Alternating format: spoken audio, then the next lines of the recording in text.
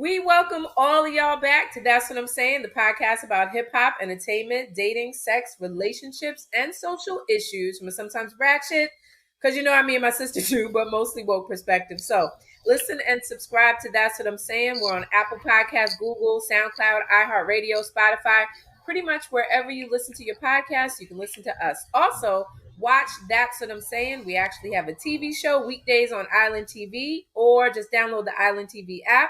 You can follow us on Instagram at TwizPod. So I'm Shaun. And I'm Shatara. Sis, hey. Hey, girl, hey. How you doing? I'm good. How are you? I'm doing excellent. Enjoying this summer. Listen, we have heat. We're having a heat wave. Yeah, it's a real Yeah. Huh. So I'm thinking that the up north heat is way different than this down south. Yes, because it's warm, but it's when I was there a couple weeks ago, was it 2 weeks ago I was there? Amani had called me, right? She's my best friend Amani. She was like, how you making out in this heat wave, girl? I said, I'm in Florida and we have it's the same degrees, but it's nice. It's different. I was like, I'm in 97 degrees today too. But maybe it's a different. I was like, sweaty armpit heat. It's like musty. It's like musty, muggy. I mean, granted, I was by the pool, so I know that makes a difference, but it's a different type of you got an attitude heat. Like you don't stop to talk to people. You just give them a wave. Like, don't you start talking to me. My mouth. How you doing? Keep it moving. Don't you stop to talk. Yeah, like the minute you get in the car, like you bust out sweating. Like so whack. Yeah, it's terrible. But outside of that, I'm trying to enjoy it though because it's short and sweet. By the time we complain, they already got Halloween stuff out already in the stores. You're right. So a day on top is always a good day. Yeah. Real quick, so I was hungry, right? And I said to myself, thank you so much. You ever heat up some leftovers and you actually say to yourself, like, that was good looking out. That was the best thing I could have done for myself. Go you, high fiving self all day, like girl. I've had some Moe's Southwest Grill yesterday, and it was actually really good. And I saved a little corner for myself today, and that's perfect little amount in the toaster oven. And I'm like, it's the best thing I could have done for me. Thank you. Thank you, me. Yeah, I had made French toast on Sunday. So what's today? Tuesday. I made French toast. I had like 3 French toasts with a little sausage and a foil, and I just came home and was like, you know what? And I had a little confectious sugar too. And here go the husband. I didn't even know we had that sugar. Mm-hmm. Why would you know that we had this sugar? You don't open the cabinet and cook, my man. I was yeah, I wouldn't know we had that sugar. So you judged it up. Yeah, I did some sliced fruit. Yeah, I had a nice little French toast thing going on Sunday. So yeah, I'm glad I had my leftovers. Very nice. Yeah, I appreciate some good leftovers when I be looking out for me. Mm-hmm. Yeah, I hear they say bourgeoisie, upscale rich folk, they don't believe in leftovers. You ever heard that? No, I haven't heard it, but I can kind of see where that's from. Because to be honest with you, this is kind of a new thing for me. The leftovers. Oh. I have not been the biggest fan of leftovers. I'd rather just not even go through it. But now recently probably wise because I don't use the microwave to heat it up. So 9 times out of 10, I'm putting it in my cast iron skillet. I'm putting it in the cast iron it makes all the difference. Or put it in the toaster oven. But so I think that makes all the difference for me. You can relive it. I think some things don't carry over well, so I understand. Like shrimp meal, some things don't carry over well to be leftovers. Unless you put it in a cast iron skillet. You put some shrimp in a cast iron skillet? Yes. It depends. Yeah. It depends. But so I like a leftover. I appreciate it. You know, I don't know if listen, our sister, she would heat up Roy Rogers when we were kids. And she would have a little corner. And I remember this was when the microwave was first invented. And mommy got one from the Macy's cellar.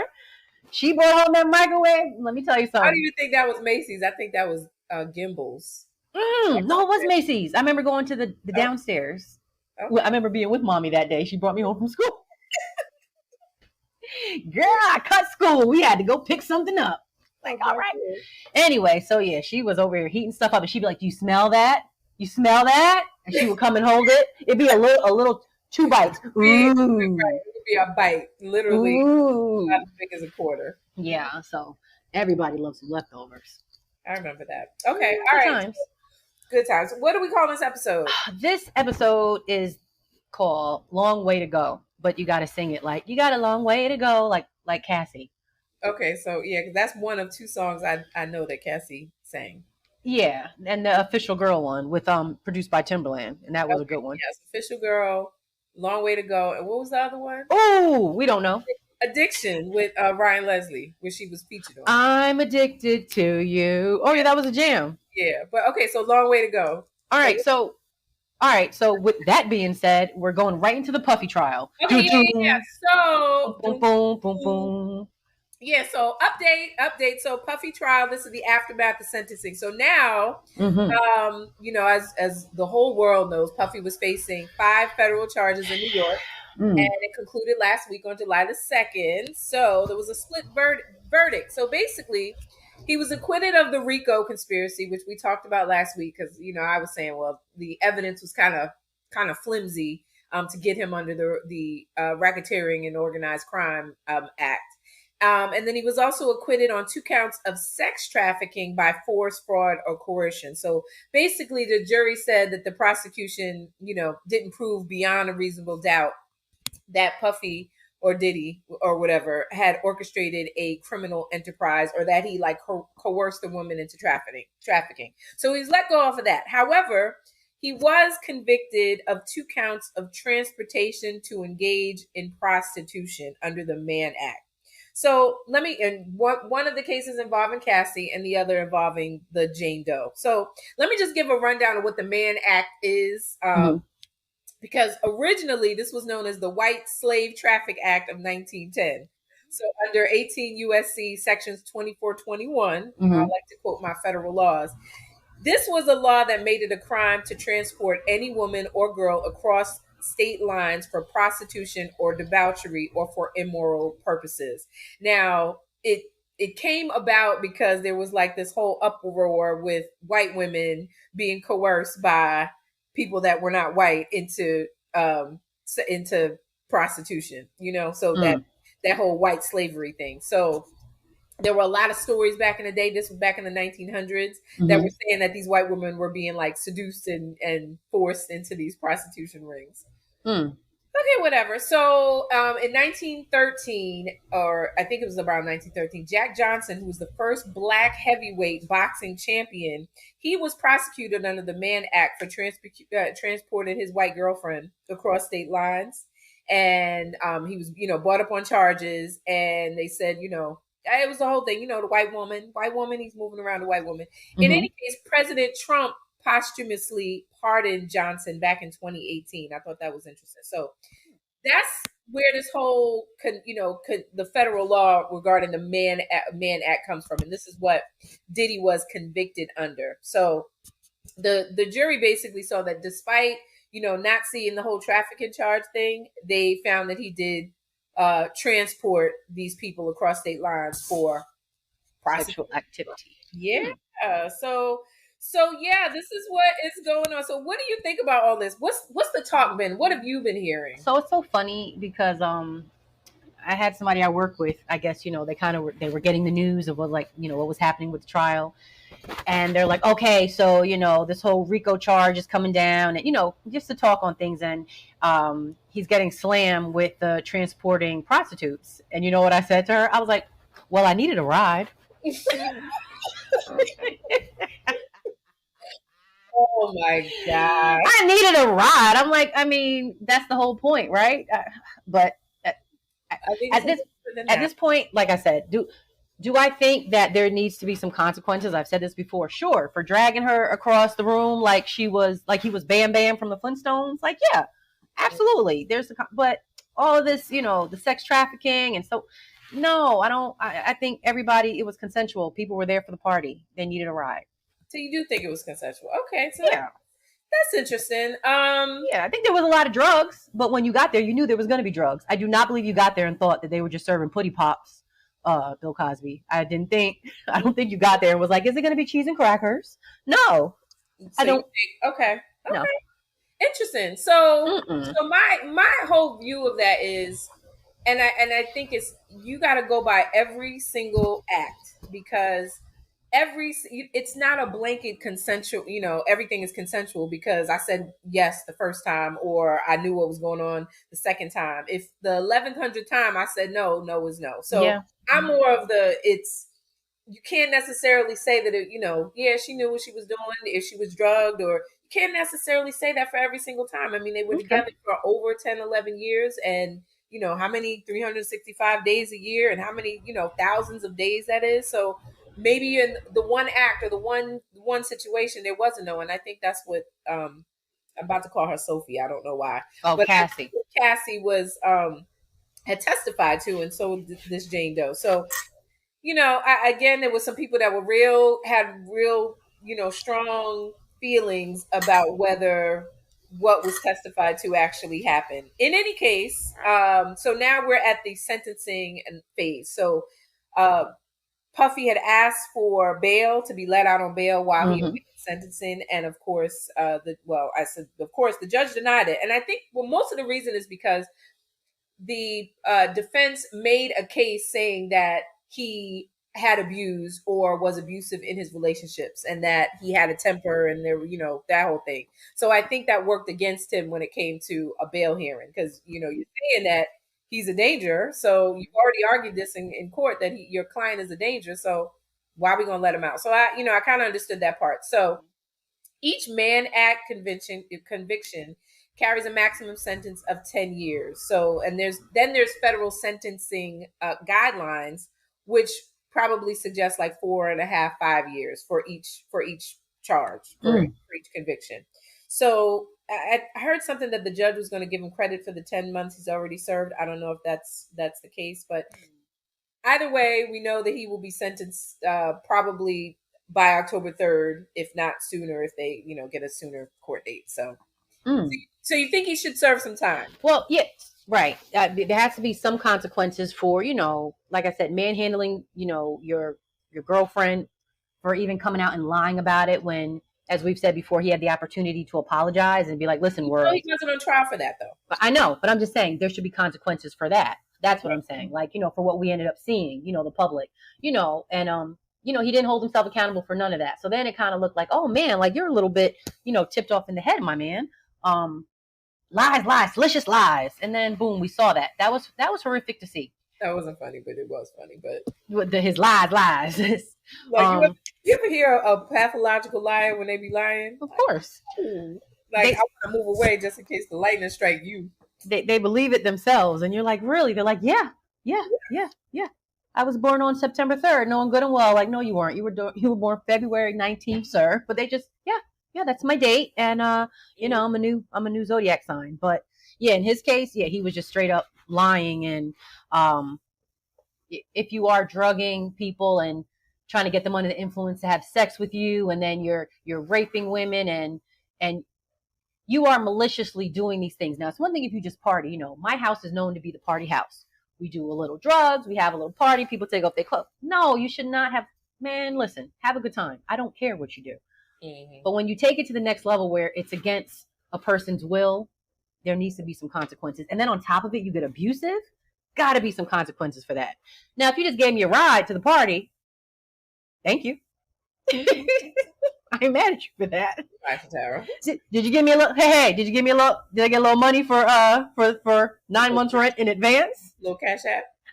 Wait, 9 months rent to a year in advance for one big blowout party? Oh, I'm gonna give you a hell of a party, honey. I came to party. Shatara came with confetti in her pocket. Weather. Are you kidding me? Everybody here with scratch off lottery tickets in life. What? You got your one big lottery hit? Yeah, I'm coming to party. You're right. Okay. I got headphones on and everything. Oh man, we don't start until 8. I just came early just in case because I don't need a ride. I don't need a ride.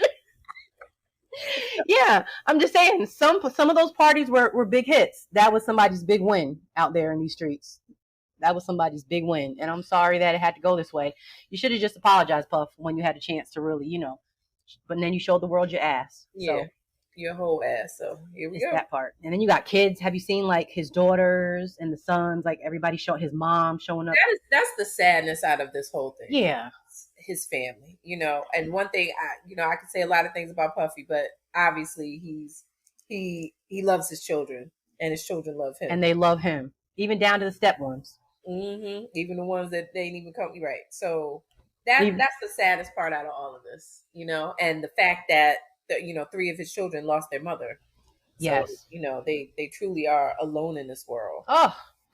You can have people step in and take, but no one takes a place of your mother, and then to have your father wrapped up in this is crazy. Yeah. It makes me think of the OJ case.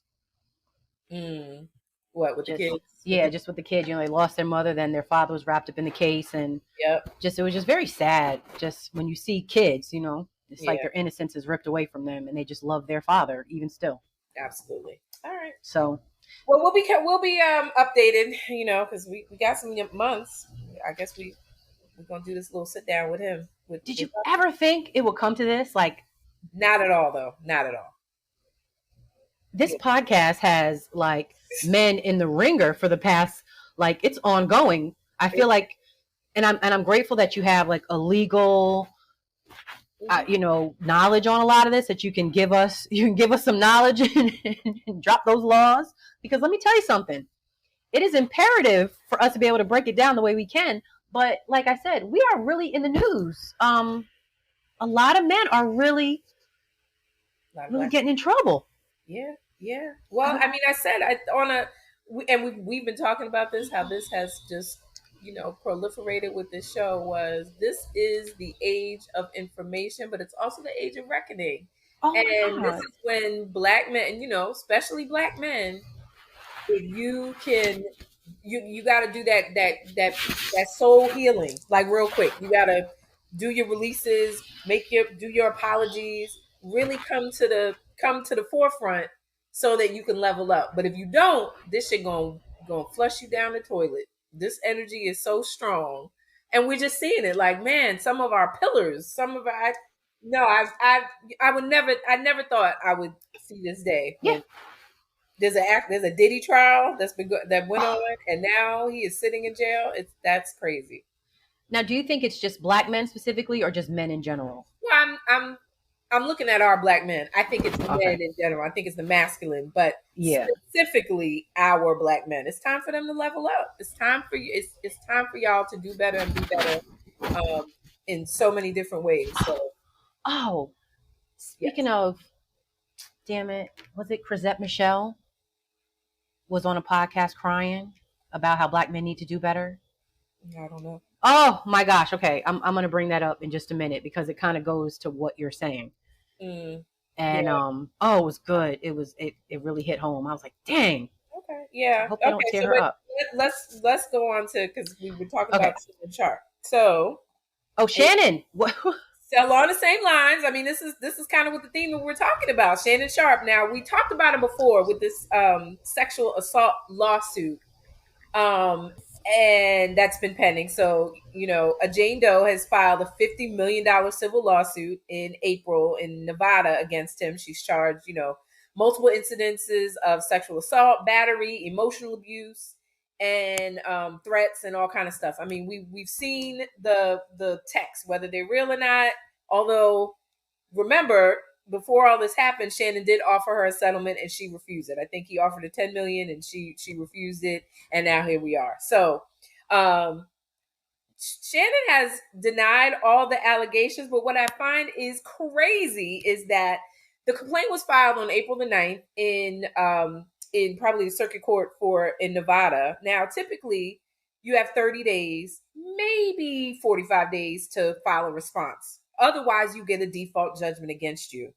Shannon Sharpe's attorneys he has not filed a response yet. It's been, is it April, May, June? Okay, so it's been 3 months. They have not filed a response to the allegations. So his attorney is saying that they're going to file a counter complaint But as of to date, I understand there's no legal response that has been filed. So technically, this woman, this Jane Doe, she can actually seek a default and basically get what she's been asking for. This is crazy. So I don't know if this is some tactic, that legal tactic that I'm not aware of, but technically, you get served with a complaint, you better answer in the time prescribed. Otherwise, you're going to risk a default judgment. So this is crazy. So a hearing is supposed to come up tomorrow. I don't know if it's a hearing on the default. I don't know what it is, but we'll be waiting to see. But that's crazy. Wait, I'm a little shocked because I mean, you have a podcast, like you have a platform to speak out here, right? All the time, right? So, and then the picture I sent of him was very much like, huh?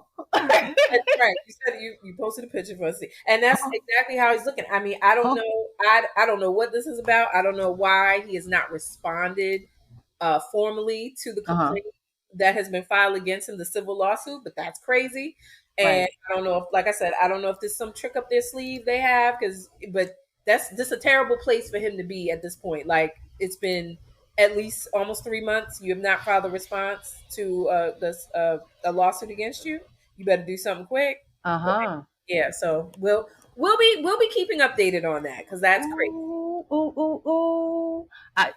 But you think that this is like a tactic where it's just like, maybe they're in agreement, like, I'm not going to say nothing, and then that way, like, you just get this money and we can like bury this. Is it possible? That would I'm not exactly sure. That would be crazy even in and of itself, because you still risk the plaintiff filing for a default judgment against you. Like, I mean, I don't know what that's. I'm so curious because I don't know what the tactic is. Like, that's terrible. You ain't file an answer. Right. So that's what would be the? I don't know. So we'll see. That's why I'm waiting to see. I want to see what this is all about. What, can I just ask your opinion though? Is there any way to say like he has bad lawyers? And you would think his high profile and this is like, you gotta be correct. You gotta be kidding me. But it could be. It could be. Oh, that's what I'm thinking. Terrible tactic though, to just kind of sit and not do anything. But we'll see. So there's a hearing tomorrow. I don't know. We'll see. Okay. So I'm sorry. I just want to. I know we'll keep up with that, but it wasn't Chrisette Michelle. It was K Michelle. I apologize. And she was crying on Cam Newton's show. And I know everybody's on Cam's couch. He dresses all crazy and he's really hitting emotions. But, on his couch, she goes on crying about how like black men need to do better. And like, we are really glorifying, mistresses and side pieces. And like, nobody's really honoring the family system. Nobody's making wives out of these women. Like, black men are really being sloppy. And like, she cried about it. She's like, I had good examples. I had my uncle and my father. Like, I'm not saying this out of like, I've never seen it. It's just that I'm holding us accountable for each other.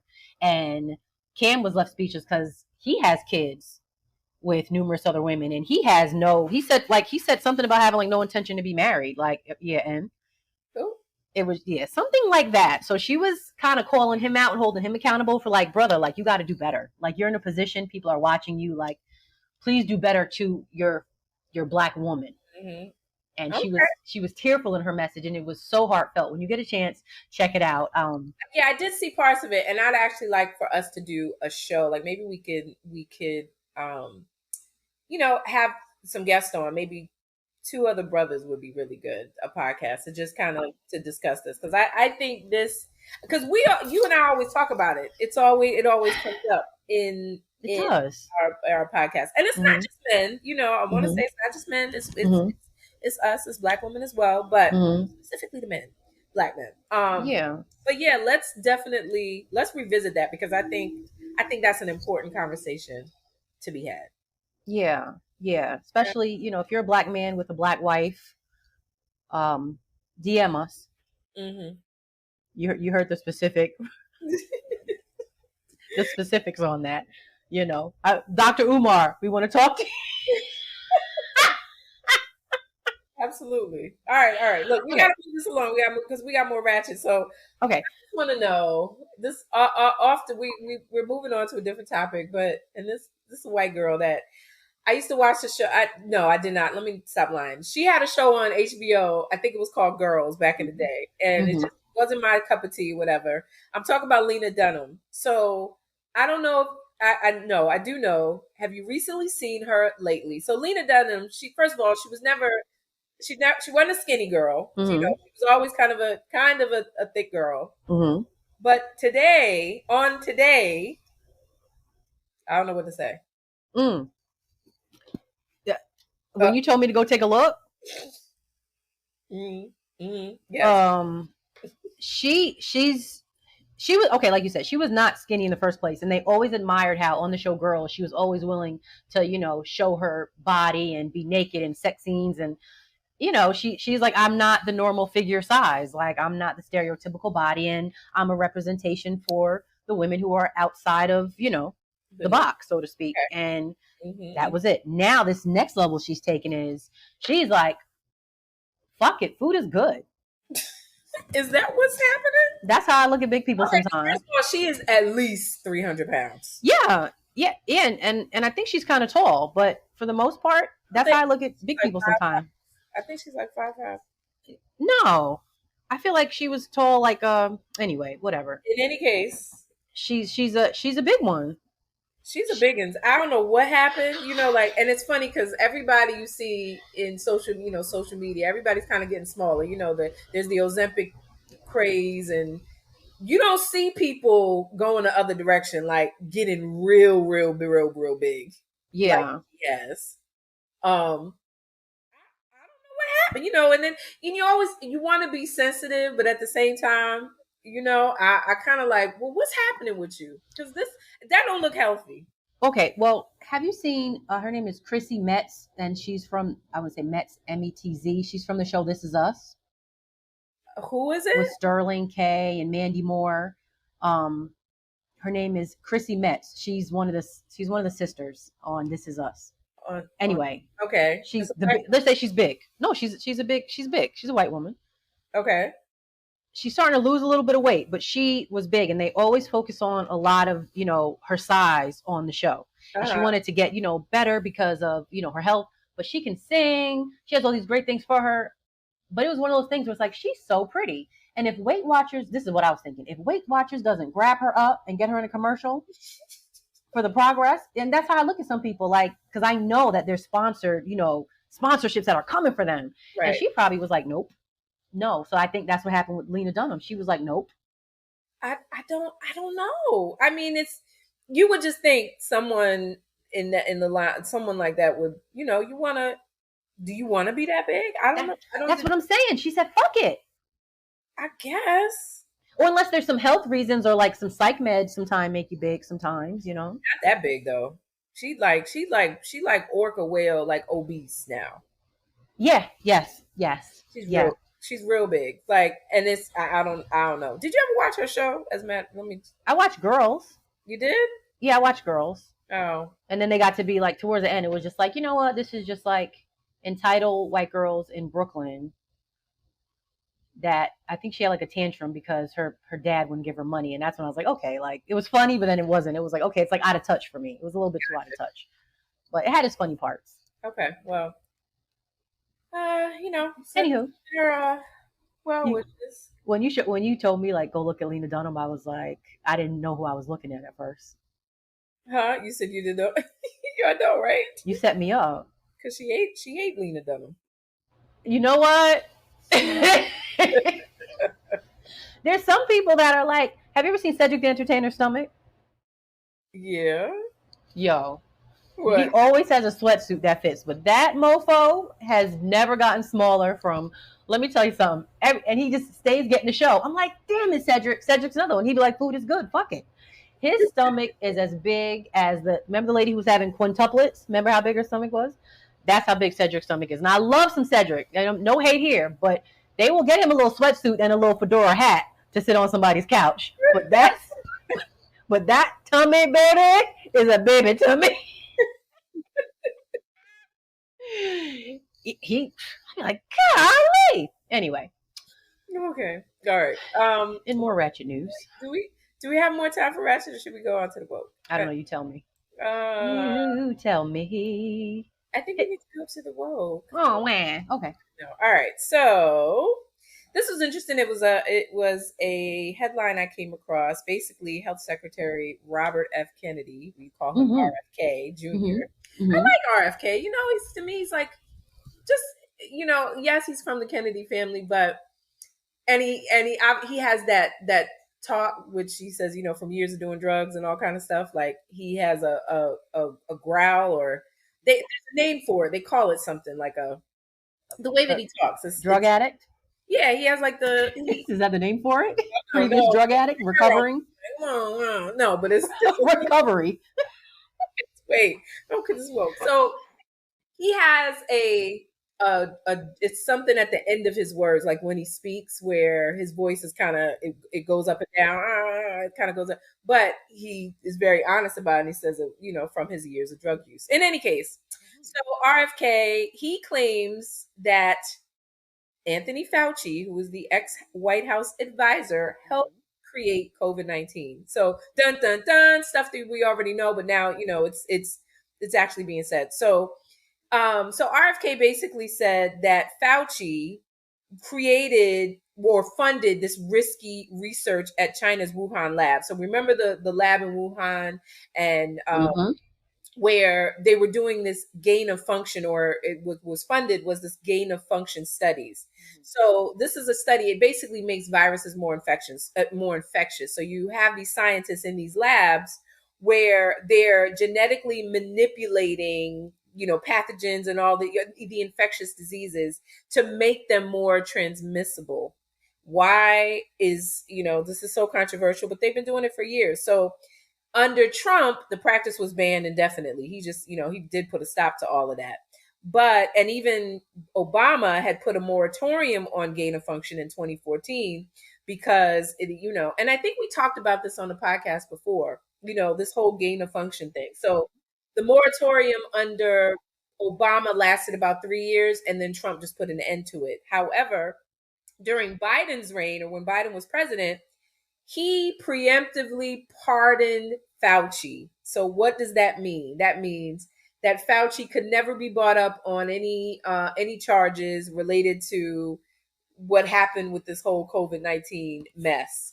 So it was kind of like Biden stepped in and said, just in case y'all was thinking about charging this man with anything, I'm giving him, a pardon, so there's no liability at all. So what RFK is basically, he is advocating for what he's calling a nationwide truth commission to investigate the pandemic's origins. So, he said, like, kind of like what they did in South Africa after apartheid, they put together a truth commission. He said we should have one here, which the goal is for transparency and to figure out what happened and to make those accountable for all of the, funding that happened during this research and that whole COVID-19 mess. So what do you think about all of this? Because I thought this was important to be said, but it kind of, I don't know if it went under the radar or what. Do you think we're over it? What do you think?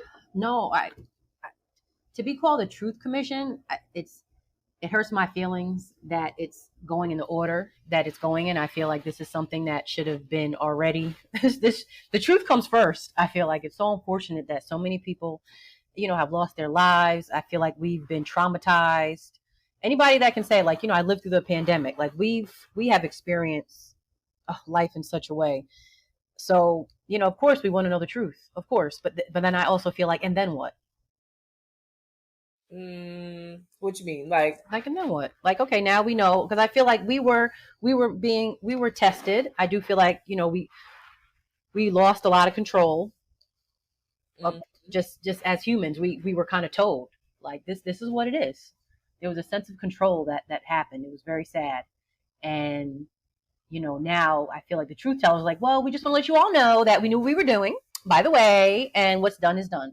Yeah, and that's why I'm definitely on board with putting together what RFK is saying as a truth commission to find out, to hold those accountable. And I think that's the now what is to hold these people accountable, the ones that made money, the ones who funded, this dangerous research, the lies that were told to hold them accountable for all of that. So I think it's really interesting and important that RFK, who is now he's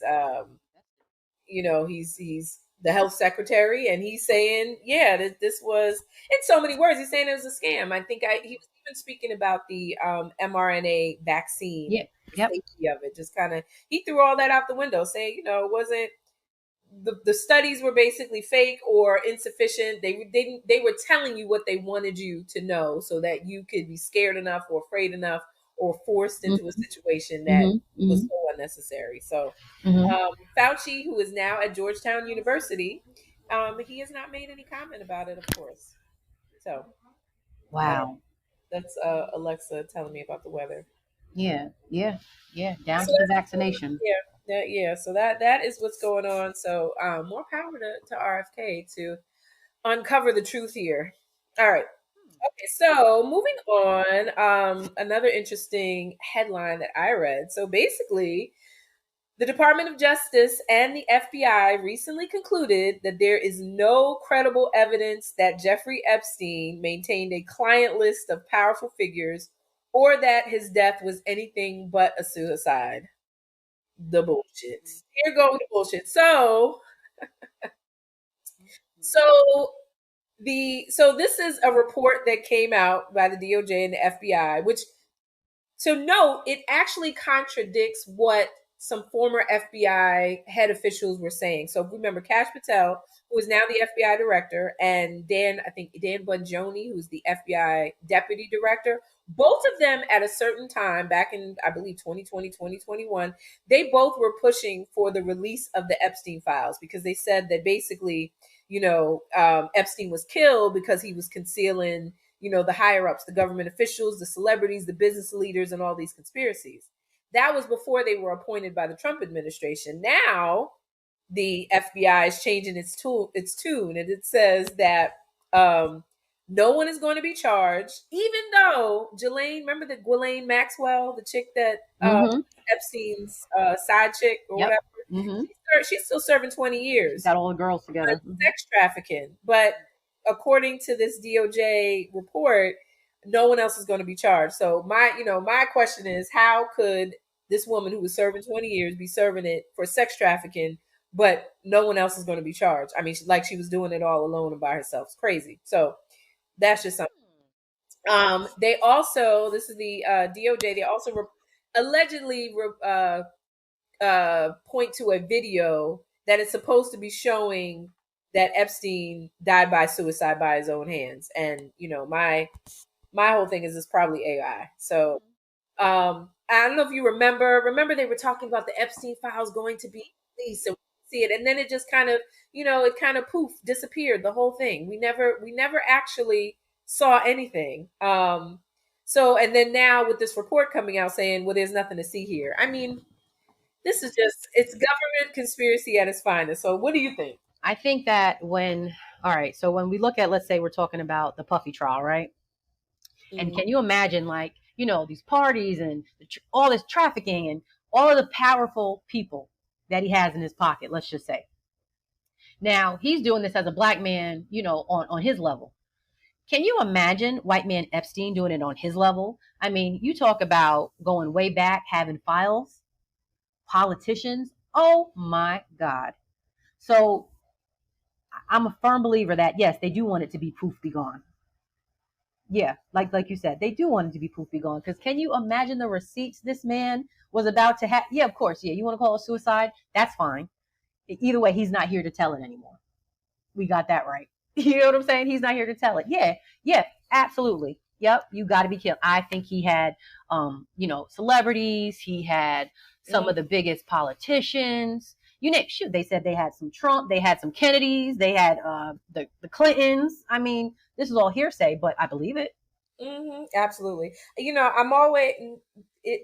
I think Jeffrey Epstein in and of itself was such a fascinating character because if you know a little bit about his background, first of all, he was a New Yorker, but he was a college dropout, but somehow he became a teacher at the Dalton School, which is this very prestigious school. I think he was teaching math or something. And then once he got fired from there back in, the 70s, he went to go work for Bear Stearns. So, he was doing banking and finance. And from there, he, started schmoozing and, with all these higher ups. So that's where his career, so to speak, took off. So there's so many, there to me is so many layers to this. And what was he hiding? And I don't believe that he died by suicide. I think he was taken out and for the information that he was concealing and that he kept on certain people. And now, like you said, he's no longer here to tell the tale. The woman, his right hand side chick, she's in jail for 20 years on sex trafficking. But now the government is saying no one else is going to be charged, and there's nothing to see here, people. So that's pay attention. Pay attention to what your government is doing. Wow. Mm-hmm. And to know that that was a big deal with her. She's still in jail. Yeah. And on Jillian, sex trafficking, they 20 couldn't years. even find Puffy on sex trafficking, but they found her, and now they're saying, well, she must have did it by herself because ain't nobody else responsible. I mean, all she did was call her friends. Tell your friends to get with my friends. We could be friends, right? We do this every weekend. Is that all right with you? Pretty much. Right, and then that's when Puffy said wrote a song about it. Like, here you go. All right. Enough of that. Right. Let's move on. Are we on? We're at the moving on. We're at the Weekend D. Weekend D. All right.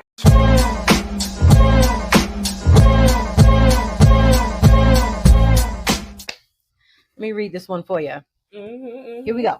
I've been with my partner for 5 years. We live together, share bills, even talked about marriage, but some things changed. About 3 months ago, I started having an affair with a woman I met at work. I never saw myself as bisexual, and I still love my partner. But this woman sees me in a way he never has. The connection is deep, emotional, spiritual, and yes, physical. When we're together, it feels like I finally exhaled. Now I'm stuck in this double life. I cry after sleeping with him, but can't fully commit to her either. I don't want to hurt anyone, but I'm lying to both of them. Am I being selfish or just finally waking up to my truth? What say you, Shaun? Ooh.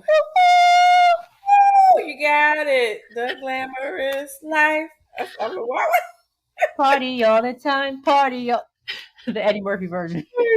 Party. My girl wants to party all the time.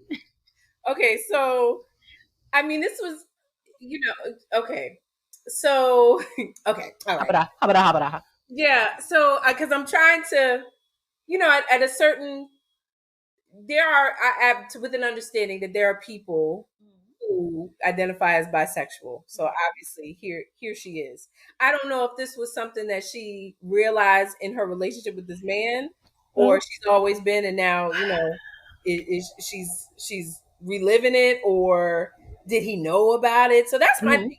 Like the honesty factor is she now being honest with herself as to her sexual preferences, or and discovering her sexuality? Is this where she's at, or is this something that he already was aware of? Because I think that that changes the dynamic here, right? Okay.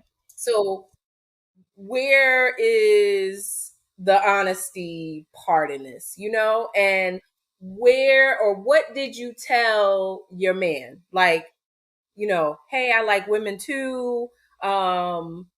We're opening this relationship up, or this may happen in the future. That would be my question. Like, first of all, like where y'all at with that? Because a lot of times this don't go the same way as with a man. Like, a dude comes and tells his woman that he likes other dudes. I think that's problematic.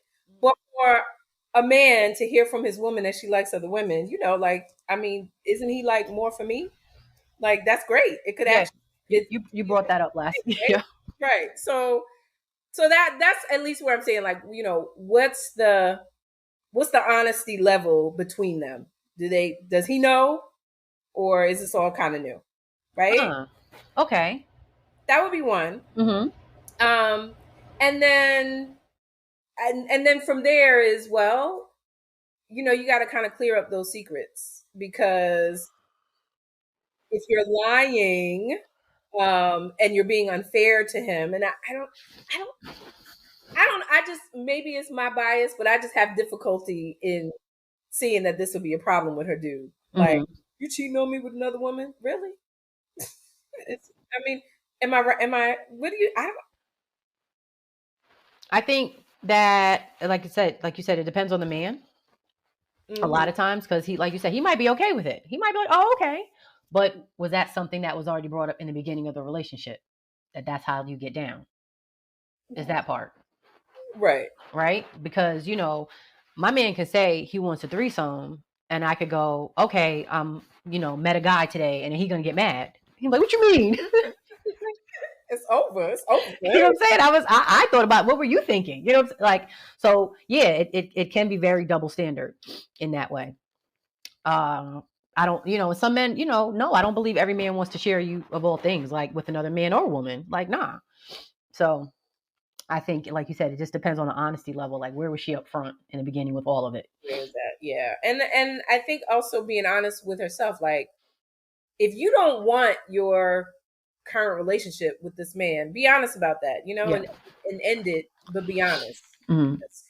To me, it don't take another man or another woman. Like, if that's not what you want, then at least be honest about that.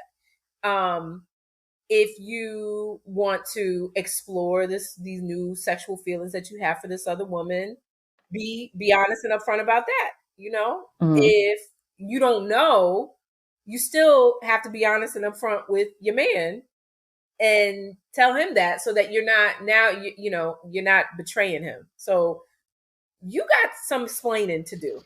Well, I'm just going to take it from the top, DJ. Mm-hmm. Initially, she says she's been with him for 5 years. 5 years. Mm-hmm. They live together. They share bills. And they talk about marriage. So right then and there, you know what I'm saying? Like, I'm sorry to tell you, but you already dating a bitch. You know what I'm saying?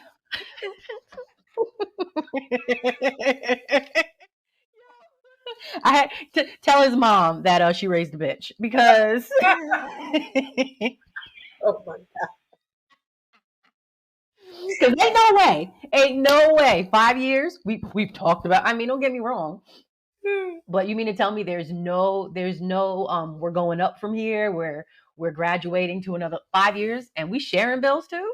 Girl, bye. You don't know where you stand in this. That's the thing. You don't know what gender you are in this relationship already. So I don't know. And I'm just talking crazy, y'all. I'm just talking crazy. But come on now. Like, where can you level out and be soft and feminine? When can you rest in your feminine? So you're seeing that. Shit. I mean, okay. I kind of agree with you. I mean, I don't know what the setup is, but I'm like, 5 years and y'all talking about I'm that? your roommate, motherfucker. And that's what I call him. That's exactly how I come in this house every day. This motherfucker right here. Your man, 5 years? This is my roommate. And we sharing bills? Yeah. I do agree with that. That's another place you gotta really, what's that?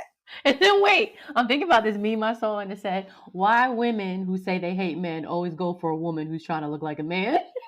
And it's like shows a picture. It's a meme. It's actually funny. And it's like, yeah, that it doesn't, the equation doesn't really, to me, doesn't make sense. I don't know if that's what okay, I get, but I get. You know what I'm saying? Yeah, so this is why I said, so I want to be understanding, like, this actually happens with people, and they, Yeah.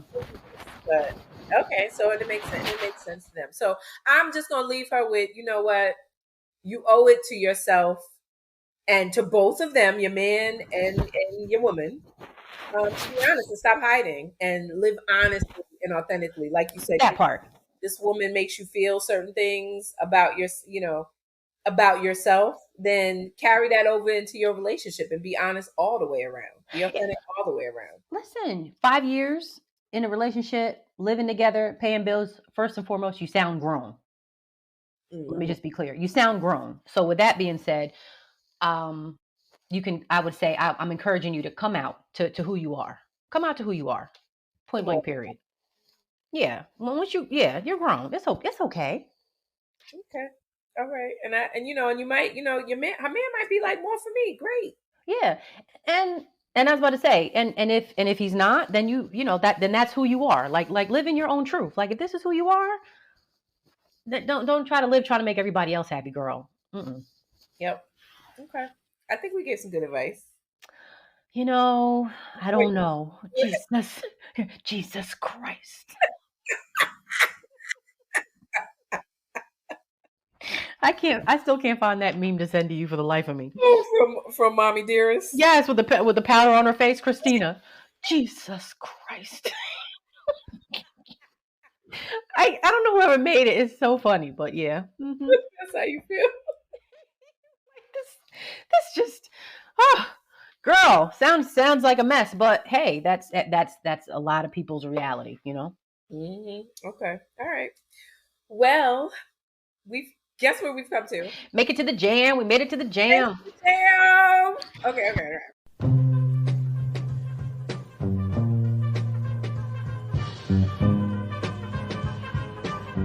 All right. All right. This is my jam. And man, when I say these numbers, when I say these years, it'd be like, for real? Like you was breathing during that time? Okay, but I'm gonna take you back to 1991 to Black Sheep Flavor of the Month. Woo! Black Sheep was an American. They were a hip hop duo. They came out of Queens, New York, and it was Andre Vargas, who was Drez, and then there was Mr. Long, and I always Miss William McLean, and I always used to laugh at his name, Mr. Long, like, sir, but okay. Uh-huh.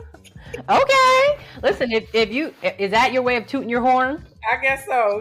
Literally and figuratively. You shouldn't have to toot your own horn, Marcus. I just remember the time when this song came out, and it was just like, it was so new, and I feel like it was on Video Music Box, and they had a video, and they had the high top the Michael what is it? I'm about to call him James Brown, but no, Bobby Brown. Remember the high top? Yeah, the Gumby.